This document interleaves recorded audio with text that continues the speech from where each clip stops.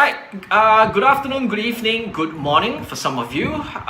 We are now at day 3 of Unitize. We are on to the what we call the Enterprise Day, and this is the Enterprise Asia session, which is co-hosted together with Open Notes by Tribe. For those of you unfamiliar, Open Notes by Tribe is actually one of the managing partners is joining us for the session. That's Yiming. Yiming is one of my closest friends in the blockchain industry here in Singapore, actually. Joining us is Maluz Pomp. She's calling us all the way from Amsterdam, literally halfway on the other side of the world. And today we're going to be talking about the blockchain ecosystems, East versus West. We're not going to really be comparing, we all have different cultures and everything. We totally understand that. But it's kind of like comparing how the East works, how the West works, and how essentially we end up working together. I think that's a very important conversation to be had. The reason for everybody watching right now, why we brought these two people together, is they do things very, very similar, which is they have been able to stitch government initiatives together with the corporate world or the enterprise world together, and they act actually as a medium, right, that actually combines these two worlds together. Very similar to how it is when the tech startup ecosystem started in Asia 10 years ago, where obviously a lot of government initiatives started with that. And I believe actually on that, Maluz, you've been involved with the Dutch government pushing innovation and pushing the latest technology and trying to and being a strong advocate in it for quite a number of years, right? And I was just going to start off, and we'll make this as part of the introduction. So what made you, when was the first time you actually noticed this blockchain thing and like, okay, wait a minute, this is the next thing the government needs to look at, or the whole infrastructure, and in the Netherlands, if I can say, look at? Well, for my blockchain journey started in 2016. I think it was the year that Dubai presented the blockchain strategy, and of course, I've already read a lot about blockchain and other crypto coins in 2015, 2016. I was really inspired by the Dubai strategy that the government was launching their own strategy, and I thought we should do something similar in the Netherlands. And I trained the top managers of the Dutch government in new technologies, so not only blockchain but also artificial intelligence and IoT and so on. But they didn't like my blockchain part program because I understood how can we use this technology, what is it, how shouldn't it be used. So when I came up with the idea of preparing a similar blockchain strategy as the Dubai government did, they didn't like this idea at all. And that's why I suggested to start some pilot projects to make it more concrete. What is this technology and how can it be used in the Dutch government? And that's exploded a bit. I did 35 different pilot projects within the Dutch government. Within ministries, municipalities, but also for tax authority. And after this pilot program, the Ministry of Economic Affairs, they launched the Dutch Blockchain Coalition in 2017. And that was the start of this public-private collaboration between the government, a lot of corporates and universities. And there we brought together the blockchain teams of all these organizations. And together we made a program with use cases, with working groups, and we're still working on a lot of use cases, which started as a pilot in 2016. So that's how it all started in the Netherlands. Okay. All right. So, similar stories, Yiming, for you. I think as well, Tribe was also conceptualized about 2016 as well, or actually no, sorry, slightly later, 2017, 2018, right? If I'm not wrong. And I think you faced quite different, probably less challenges as Malus. I think by the time you put up your own ideas to ESG, etc., which is Enterprise Singapore, for those of you who don't understand, there was a really a mindset that, hey, blockchain is something we should be looking at as the next phase of that whole SG Innovate GovTech phase. Am I right to say that? I think back when we first started the whole conceptualization, I think the ideas came out because at that point in time, there was the rise in cryptocurrencies, and a lot of these corporates became extremely fearful, or they are afraid that there's a lot of scams, there's a lot of negative stuff that might impact their business if they touch the word blockchain, or if they start doing blockchain related initiative market itself. And that's one phase where we see people saying the word FUD, right? As in fear, uncertainty, doubt, FUD. Yeah. So I think at that point in time, a lot of our friends that have been in the startup space, they've been doing extremely well over the last couple of years. Like the guys like DJX, some guys like Hako and stuff like that. They have been doing quite a bit of good work in the ecosystem since like 2013, 2014. But down to 2017, they started facing problems with things like your bank accounts. Banks are starting to say, hey, like why are you transactions in the digital asset space itself? And I think there was a lot of fear. But because I think at that point in time, there was a lot of uncertainty of what is this actually? Why is Bitcoin flying to $20,000?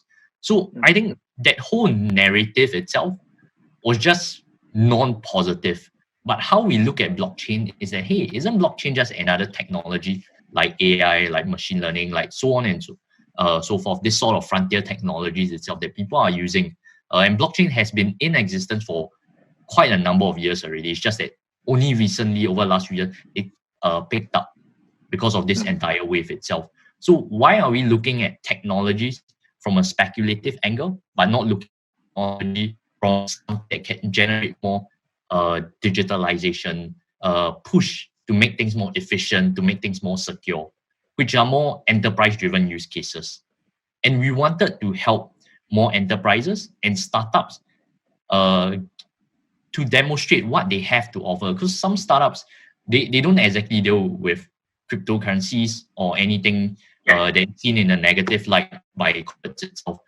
They have solutions, and blockchain is just the technology powering it. So how we look at it, and that was the reason why we wanted to bridge the gap between governments, corporates, and startups, to really give them that space for them to showcase their use cases without any fear. And that's how we started in 2017. So I think my challenge back then was definitely more with the corporates itself, because the word blockchain is very closely linked to like cryptocurrencies. Yeah. And I mean, this is actually a very good point, because I remember we've had this conversation before. When you mentioned blockchain, the first thing that people come to mind in 2017 was that, okay, it's Bitcoin. You want me to have Bitcoin in my business? It was really that. It was really that kind of lack of understanding or lack of appreciation of blockchain technologies as well, if I can say so. I wanted to narrow in on one point with regards to that, right? So obviously, there's been a lot of interest from the government, not just in the Netherlands, but in Singapore as well, about the use of blockchain. So just to explain it to our audience, and maybe for a lot of startups who are watching right now, why is, in one very simple sentence, why is blockchain important? It's important, okay, it's important to businesses, that one we can all agree on. But Malus, why is blockchain important to the Dutch government? Like what exactly is the benefit here, if you can say it in one sentence? Well, in the Netherlands, I think it's different than the explanation of Yingming. In the Netherlands, we weren't afraid of the crypto, or not so much, because we also didn't have a lot of bigger crypto companies in the Netherlands, and we also didn't have a lot of ICOs or we didn't a lot of startups dealing with crypto problems or problems with the banking account. In the Netherlands, it was people were they tried to understand how can we use this, and a lot of discussion was of course about why should the government use blockchain, or what's the business case, and the government, for us, a lot of business cases they are for common good. For example, it's about a lifelong supporting a lifelong learning, or it's about digitizing the bill of lading, which can save billions of dollars. So it's not a clear business case for one company, but it's for the common good. So most use cases we're working on, the government is involved and plays a role in this already, and that's why it's interesting for the Dutch government. It can solve, or it's a puzzle piece in societal to find societal solutions, which we try to find anyway. Mm-hmm. But it's blockchain is an enabler, and to force organizations, also governmental organizations, to really work together and develop a common process. And a good example is, I think, the know your customer or know your client process of the banks. Of course, it's important for the Dutch government to prevent fraud or money laundering, and it's also a problem of the banks. And blockchain helps them to work together on this topic. And it was already a big problem, and they already understood we should work together on this. But blockchain is an enabler to make it more concrete and to build together on solutions. And that's why for many use cases, it's really interesting for the Dutch government to be a player in this issue already, or in this they play a role in all these processes, and blockchain can help them to solve the problems they face today. Interesting.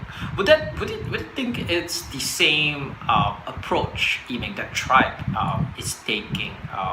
With your, so for everybody who again, I'm gonna circle back on this. Yiming runs a very unique accelerator program. I think traditionally, anybody in the tech space, if you hear the word accelerator, you think of the likes of your Y Combinators, right? You spend 3 months, 6 months, whatever it is, and at the end of the day, you pitch hoping that somebody writes you a check for whatever your company is worth, and somebody invests in your company. I think that's a very clear goal. I think Yiming's accelerator is a little bit different. It's basically prepares you, I would call it enterprise/corporate preparedness, where the accelerator prepares you and helps you connect with enterprises, and actually it's an accelerator for business reasons, right? So based on that, this is batch number 3 already, Yiming. So let's talk about batch 1 to batch 3, right? Has that evolved? I know we've got more corporate partnerships now with Tribe, but has that really been a clear representation that more corporates are interested in blockchain and are willing to work with the projects? And on that note, how many projects have went through Tribe already so far? I think really great question that you've just asked, and for us itself, it's really clear that who we are serving. We are serving startups at potentially post-seed stage, looking at growth, looking to get more corporate support. So we serve startups from post-seed stage all the way to, there's 1 or 2 that were subsidiary of listed company that has already been acquired. There are ones, some of them for more corporate engagement. Some of them are looking because they are good companies, but wanting to use blockchain to make their business more efficient from an enterprise point of view itself.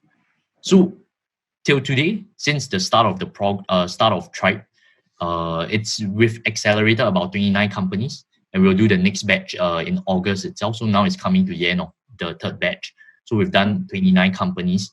They range from healthcare, mobility, fintech, supply chain, food, stuff like that. So I think it's really diverse, and the corporates that are coming on board, I mean, from the start, apart from Enterprise Singapore, there has been a great supporter from day one for the program itself. There's PwC, BMW, Intel, Nielsen. Today we have gaming companies like Ubisoft, big tech conglomerates like IBM, Intel, banking like Citibank, and so on, really coming to support the work that we do, which I think it's heartening. At the start, it's definitely much harder when we first started engaging them when we were much smaller. I think there was a lot of, are you sure this will work? Like, it's Accelerator still the way to go from 20, back then I think it was 2019, early 2019 or like late 2018. Like they were, it's Accelerator still the way to go forward and stuff. And I think DL globally have started changing. But I think we took a different approach, which was that, and that's why people, when we explain our model to people always say, hey, you don't seem like the traditional accelerator. They are looking at early stage startup. We look more like a scale up. So I think the word that people are using now is scale up. So how do we help growth stage company accelerate their growth, get more capital, get more corporates, which is what they need, because startups, they usually need two items, right? Either capital from investors or capital from corporate clients that pays for their services itself. Basically business. And that's like fundamentally how a business will long run, which is getting good clients. If you are B2C, B2B type of startups, and B2C, then your paying customers probably the regular consumers itself. So we've seen extreme positivity, able to cut down the corporate timeline. A lot of times startups runway is about a year plus, but the engagement with one corporate or two corporate, usually it takes like maybe 6 to 8 meetings, right? Before you start really doing something, because you meet the first team, then they say, oh, okay, wait, let me bring the second team. Then we bring in a lot more teams itself. So like total you meet and everyone wants to have consensus, right? Okay, we're going to work with this.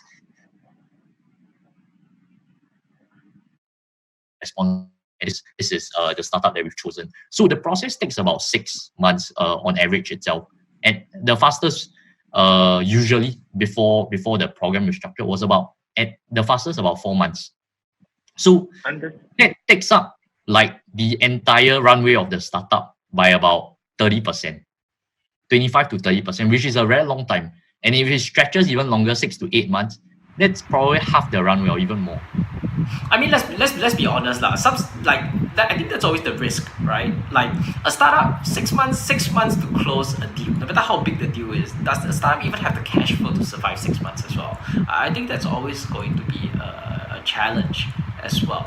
And I would say in short that maybe what you guys are doing is to shorten that process and to break down that barriers as well.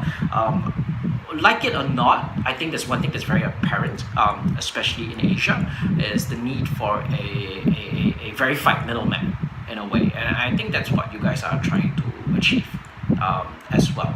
So, and I want to bounce this off Maluz very quickly. I know you have many chats with Yiming. You guys obviously talk about collaborative opportunities and everything like that. Very quickly, based on what you know of what OpenNodes and Tribe is actually doing, do you think that model would work in the Netherlands, or how different do you think it would be there? It would definitely work in the Netherlands, and also in Singaporean for the Dutch government, but also for organizations like TechLeap.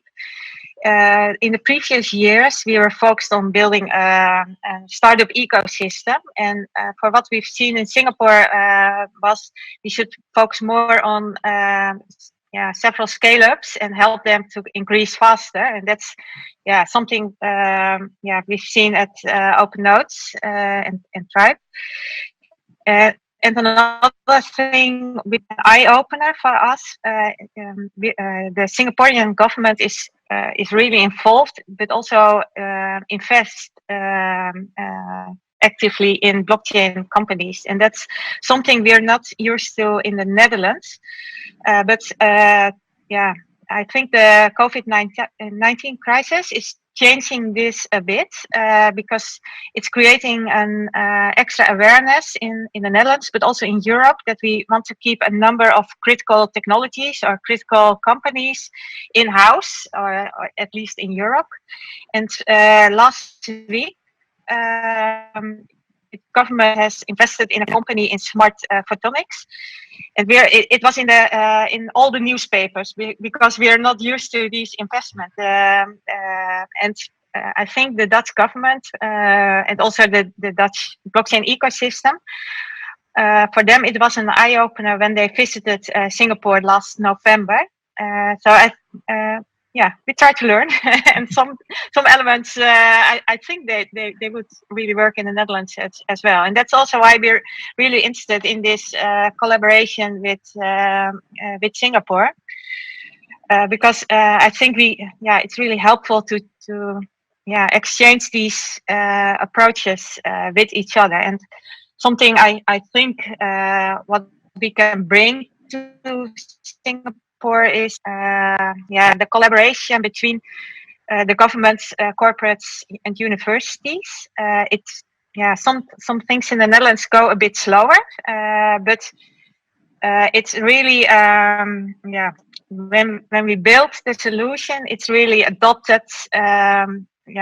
It's a broad adoption, so it's easier to bring it into practice. And for me, it's the ambition and how they try to scale up faster. That's really inspiring for us. But we're more used to, for example, to work with blockchain teams. The blockchain teams, all the bigger corporates in the Netherlands, they have their own blockchain teams, and they work closely together also with the blockchain startups. And that might be something which is interesting for Singapore. Interesting. All right. So we've got about 7-8 minutes left. So I just want to focus on a couple of key points, right? Can we talk about data points? Can we talk about tangible achievements? Yiming, maybe we can start with you first. So we've talked a lot about corporates. We've talked a lot about all this, but we haven't really given any real examples. I mean, Yiming's obviously name dropped the BMWs, the Ubisofts, and everything like that, right? But just for everybody's benefit, because this is what every question everybody's gonna ask. They'll be like, oh yeah, these guys are working, and what exactly are they doing? Nobody knows, right? Yiming, maybe with you first, very quickly, what do you think, from your program perspective, what's the key achievement you guys have achieved over the last couple of years with regards to what you guys are doing? Maluz, I'll definitely ask you the same thing as well, but yeah, please.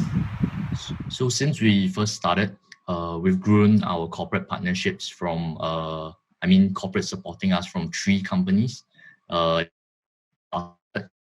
now we have more corporates, tier 1 supporting us. So this includes your Fortune 500 companies, which I mentioned earlier on. We've helped the startup raise about 40 million Singapore dollars in follow-on funding since we started. So that's about around 30 million US dollars itself within a year and a half. Our corporate to startup engagement rate have hit 90%. So that means every startup that's coming through the program, 9 out of 10 of them ends up with some form of collaboration with a corporate itself that is in our network. Because the corporates that we have is pretty diverse itself. So every startup stands a chance to work with the corporates and with the startups that we select on board the program. And this actually helps us itself. And startups have actually come from all around the world. Even though we are based in Singapore, we have startups coming from US, coming from UK, coming from Hong Kong, doing stuff in Cambodia, some doing stuff in Cambodia, Indonesia, and stuff like that. So all around the world. We've done 8 demo days itself. We call it demo tour, 4 at a time. So we flew from Singapore to Shanghai to Seoul, San Francisco, Dubai, Abu Dhabi over the last 1 year itself to bring the startups to increase their exposure. And Maluz, he didn't say Amsterdam. Yeah, You so need to I make it- think that was Yeah, we tried, and it will yeah. happen. I think the great stuff is, I mean, we are pushing to head to more cities. Of course, now Right. with the situation at hand, of course it's harder to travel. But we're in discussion to see how we can take this forward itself. All right, Malus, I'm gonna word your part a little bit differently. So you mentioned the pilot testing and everything like that. Where is the first place you see, or has it already happened in the Netherlands or even just in Amsterdam, where blockchain is actually being applied currently? Are we seeing a rollout? Is something already rolled out that we're unaware of? Yes, I think what completely changed in the past years is the knowledge in the government itself, in the corporates, at universities. For example, we've built a trainer program for schools and universities. So most schools and universities, they have their own curriculum, and the teachers they help each other to teach their students in blockchain technology. So that changed within the government. There are blockchain. Every ministry has their own contact person for blockchain. All the bigger cities have their contact persons. The bigger corporates, all the banks, they have their blockchain teams. They have grown from 5 persons when they started to teams of 30, 40 people within one company. So that changed completely. And they all did a lot of pilots. Also, most of them were at a smaller scale. But for example, with the Career Wallet, they tested it with between several companies or between the banks. So we tested a lot, and some of these use cases were implemented at a small scale, and we now in the middle of building stuff around these solutions, and also to build standards or expand them at the European level. For example, the diploma use case, or in the Netherlands it's called the Career Wallet. We have now nodes in Europe, in several countries, so we can now test it between countries, and we hope to do something similar with Singapore as soon as students can travel again. We have also implemented a tool for grants.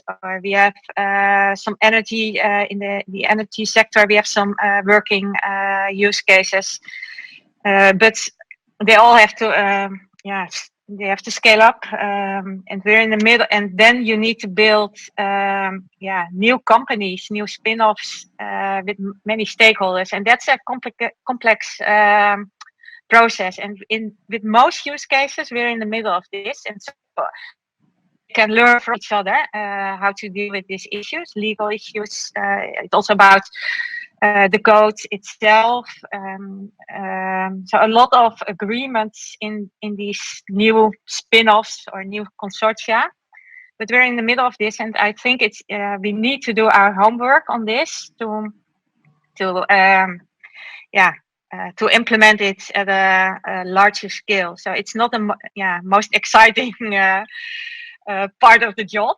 No, I think you raise a very good point. A lot of work which the both of you do, it's not exciting but fundamental, right? I think everybody would agree. It's not about it's not being the famous cool VC with the weird T-shirt anymore. I think what you guys do, to be honest, it's really fundamental to the ecosystem and everything as well.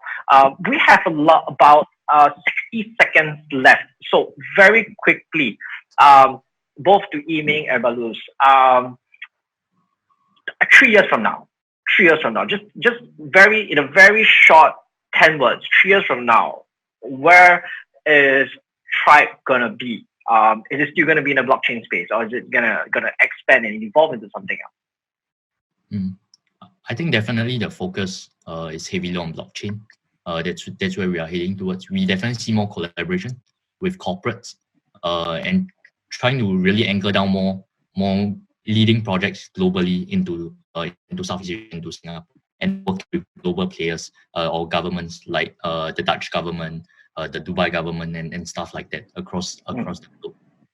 Maluz, I'll just be very, very, I know Dutch people are usually a little bit more honest. So I'm just going to be very honest with you. I'm just going to ask you a very honest question just to wrap up. We're direct. Yes, very direct question. Yeah. What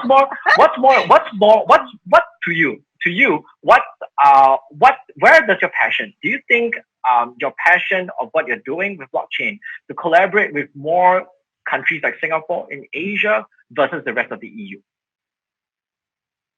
I'm not asking who is it better to work with, but where does your passion, where does the direction actually lie? Well, to be honest, answer is I really like the combination, and I enjoy the collaboration between Netherlands and Singapore more than the collaboration at the European level, because those meetings are quite boring, and it takes a whole day to have one meeting. So it's not fun to do, but we must collaborate at the European level, so it's really important. But it's more fun to work with like-minded countries like Singapore, and to bring the best of both countries together. And because we're both small countries, and we're flexible, and we have a high level of expertise, we both have interesting blockchain startups, we both have the government on board, so I think we have the great building blocks to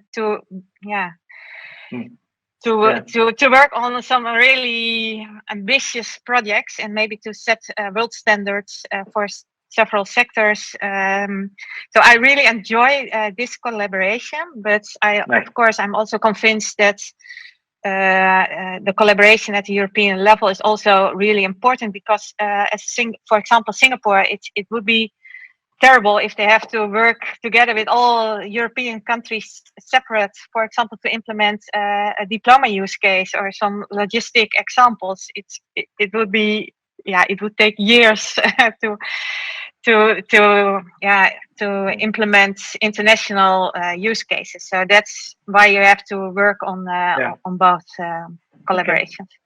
All right. So I think we're just nice. We are out of time. I think in closing, I can say that I really appreciate the sharing and everything the both of you have done. I wish you all the best as well.